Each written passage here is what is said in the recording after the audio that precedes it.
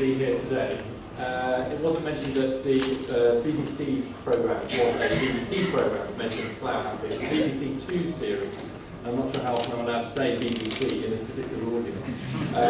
But I was introduced at an event recently as one of the co-presenters of the hit BBC 2 series, Making Slough Happy. And I pointed out that the programme, whilst done quite well, had lost 500,000 viewers between the first and the second episode, and then bumped along for the remaining 2 episodes, which happens to all of us every now and again. And so I wasn't sure it could be described as a hit. Unfortunately, there was a BBC executive in the audience, and she took me aside afterwards and said, "Don't say that again, it was a hit BBC 2 series." And I said, "Well, how are we defining a hit?" And she said, "Current policies in the BBC is to define any programme as a hit on BBC 2 that has appeared on BBC 2. So here I am. Hit BBC 2. So now, one of the terrible habits you get into as a journalist, which I have been on The Guardian and The Observer, is that you read everybody else's notes. So while I've been sitting next to Nick Bailiff, who's speaking later, I couldn't help noticing at the top of his notes was the sentence, and I don't know if he's actually going to say this, but the sentence is, "Beware the bollocks." Now, what I think he means by that is that a lot of psychologists think that the economists and the social scientists who talk about this stuff are in fact talking bollocks. And so I suspect that what he means when he says beware bollocks is beware everything that I'm about to say. So right here I'm going to get a different sort of opinion.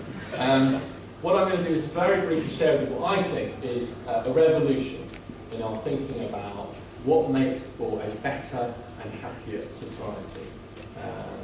I'm going to admit that it's an infant science, but we do now have some things. We know stuff about what makes us happy and unhappy. We can put numbers on it.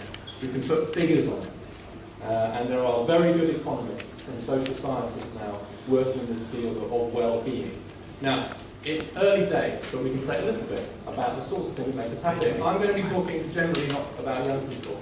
I'm going to use a bit of data, and I'm going to do it very quickly. I'm going to use some old-fashioned technology. So, I hope you can still hear me. I'm going to use this rather than PowerPoint to share with you some data.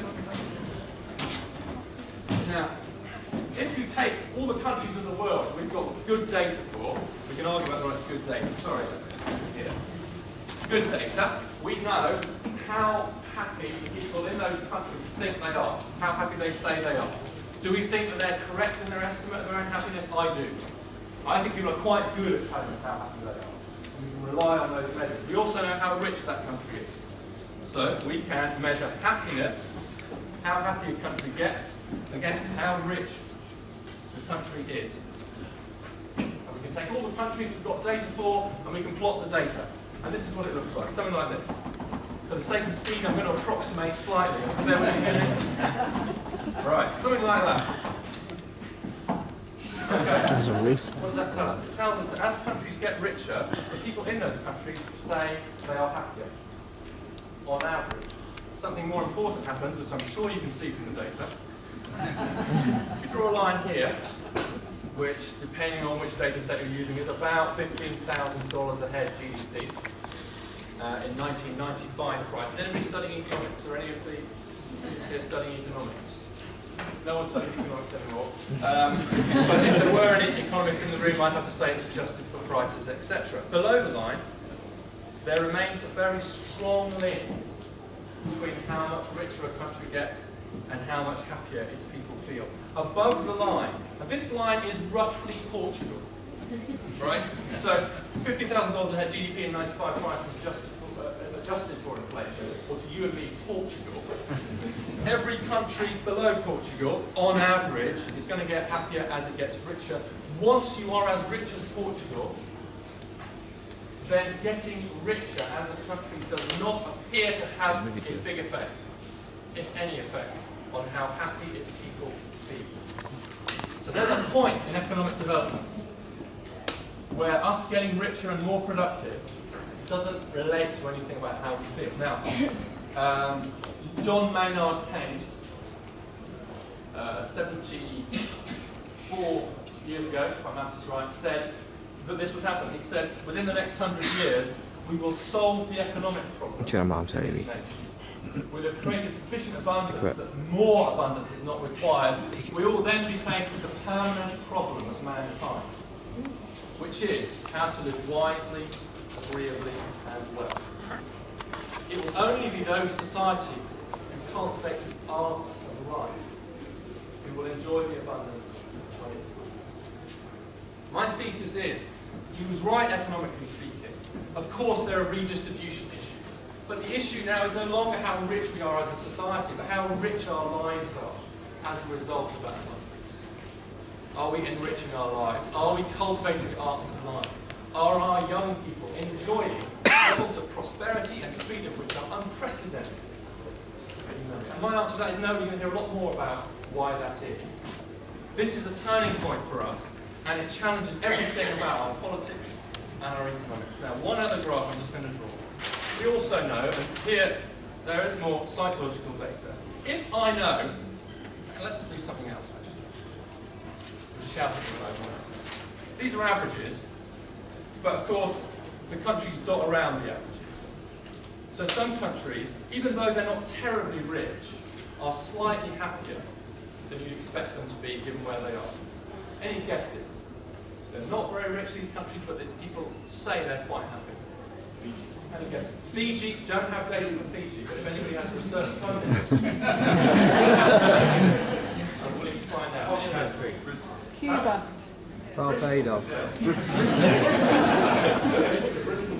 Brazil. Yeah, the South American countries and Central American countries tend to do quite well. Nigeria.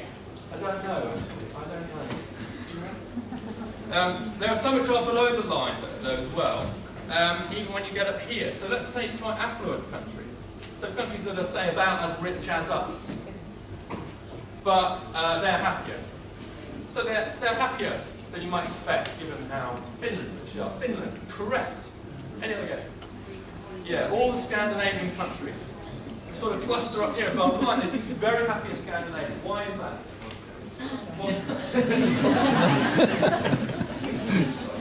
Yeah, well, that's odd, isn't it? Because you're quite right. That sounded a self-selected song.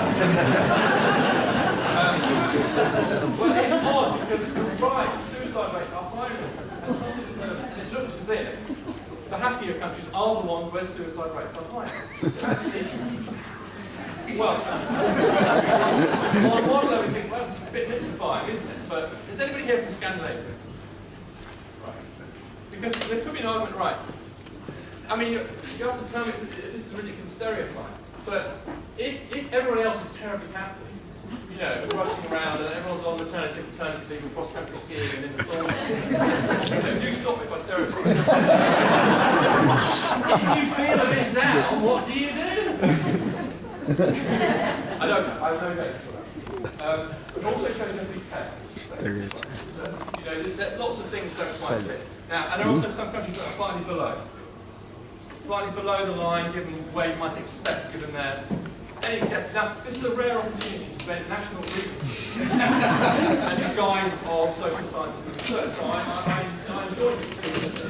Any guesses? France and Germany a little bit below, yeah. Any other guesses? England. England's about right. We're about where we should be. Sorry, America. America is above the line, happy, but getting less happy over time. One of the biggest changes in levels of happiness is American happiness, which is dropping. It's dropped quite significantly over the last 10 years, principally because white American women are becoming significantly less happy. We don't really know why. There are some other countries that are below. Any other guesses? Quietly, rolling over 5 minutes. Italy. No, Italy does well. Southern European countries are doing quite well. Japan. Yes, but there are some problems with the data. One of the issues with this, and Nick may say this, but is that there are real cultural sensitivities around answering the question, how satisfied with your life are you, how happy with your life are you. There are some countries, such as the US, which may over-report, because, of course, in America it's sort of expected to be happy. It is, after all, part of the American Constitution. The pursuit of happiness is enshrined in the US Constitution. Although, as one American academic pointed out, it says the pursuit of happiness, not the attainment of happiness. And if actually we ever attain happiness, our entire economy will collapse.